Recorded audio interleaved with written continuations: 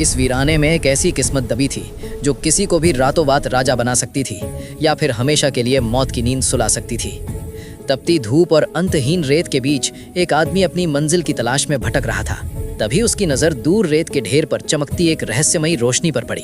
उसे लगा शायद ये उसकी आंखों का धोखा है, लेकिन जैसे ही उसने पास जाकर अपने हाथों से उस गर्म रेत को हटाया, उसके पैरों तले जमीन खिसक गई। उसके सामने चमकता हुआ शुद्ध सोना था। घबराते हुए उसने अपने साथी को पुकारा। दोनों की आंखों में चमक तो थी, पर दिमाग में गहरा शक। क्या यह सचमुच सोना है? इसकी असलियत परखने के लिए उन्होंने अपना पुश्तैनी लाइटर निकाला। पुरानी कहावत थी कि असली सोना आग में काला नहीं पड़ता, और वही हुआ। आग की लपटों के बीच वो सोना और भी ज्यादा चमकने लगा।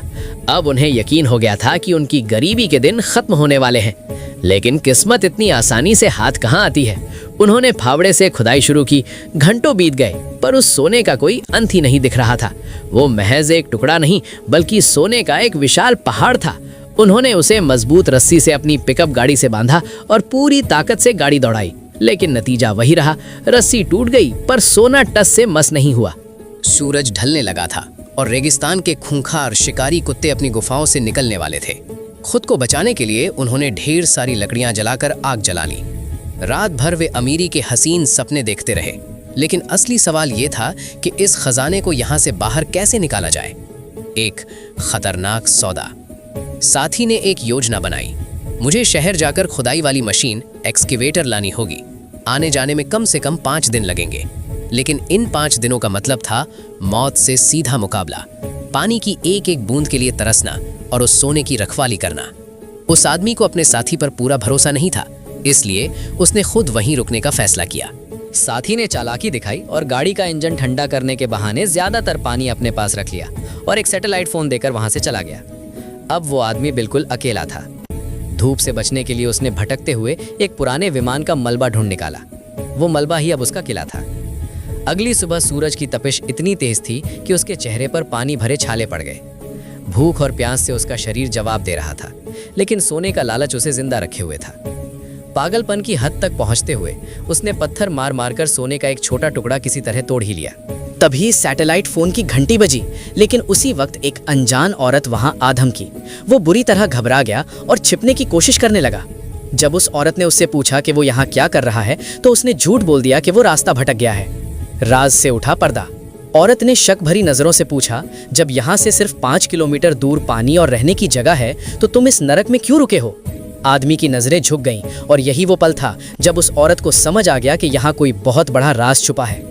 जैसे ही वो उसके टेंट की तरफ बढ़ी, आदमी के अंदर का शैतान जाग उठा। उस औरत के कदम जैसे जैसे सोने की उस ढकी हुई चमक की तरफ बढ़ रहे थे, आदमी के दिमाग की नसें फटने लगी थीं। उसने आव देखा न ताव झपट कर उस औरत का हाथ पकड़ लिया। उसकी आंखों में अब वो डर नहीं, बल्कि एक खूंखार दरिंदगी थी। उसने गरजते हुए कहा, मैंने कहा ना यहाँ से चली जाओ, ये जगह तुम्हारे लिए नहीं है। लेकिन वो औरत भी कोई कच्ची खिलाड़ी नहीं थी। उसने झटके से अपना हाथ छुड़ाया और सीधे उस सैंडविच तिरपाल को खींच दिया जिसे आदमी ने सोने को छिपाने के लिए बनाया था। जैसे ही तिरपाल हटा, सूरज की किरणें उस विशाल सोने की चट्टान से टकराकर उस औरत की आंखों में चुभने लगी। कुछ पल के लिए सन्नाटा छा गया। उस औरत की आंखों में अब हैरानी थी, और फिर धीरे धीरे वो हैरानी एक लालच भरी मुस्कान में बदल गई। तो ये बात है, औरत ने धीरे से कहा। अब आदमी समझ चुका था कि बात हाथ से निकल चुकी है। उसने अपनी कुल्हाड़ी उठाई और औरत की तरफ बढ़ते हुए बोला, तुमने इसे देख लिया, अब तुम यहाँ से जिंदा नहीं जाओगी। औरत पीछे हटी, लेकिन डरी नहीं। उसने तंज कसते हुए कहा, तुम अपनी हालत देखो, तुम खुद मौत के करीब हो। तुम्हारा दोस्त तुम्हें छोड़कर जा चुका है, वो कभी वापस नहीं आएगा। उसे पता है कि तुम यहाँ प्यास से मर जाओगे और वो अकेले आकर सारा सोना ले जाएगा। औरत की बातों ने आदमी के मन में शक का जहर घोल दिया। क्या उसका साथी सच में उसे धोखा दे गया? क्या वो पानी की कमी और इंजन ठंडा करने का बहाना सिर्फ उसे मारने के लिए था? आदमी का ध्यान भटक देख औरत ने पास पड़ी एक भारी मशीन की रॉड उठा ली।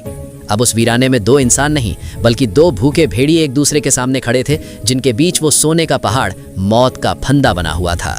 तो दोस्तों, आज बस यहीं तक। अगर वीडियो अच्छी लगी हो तो सब्सक्राइब जरूर कर लेना, और कोई सवाल या सुझाव तो कमेंट में जरूर बताना। मिलते हैं अगले रोमांचक वीडियो में।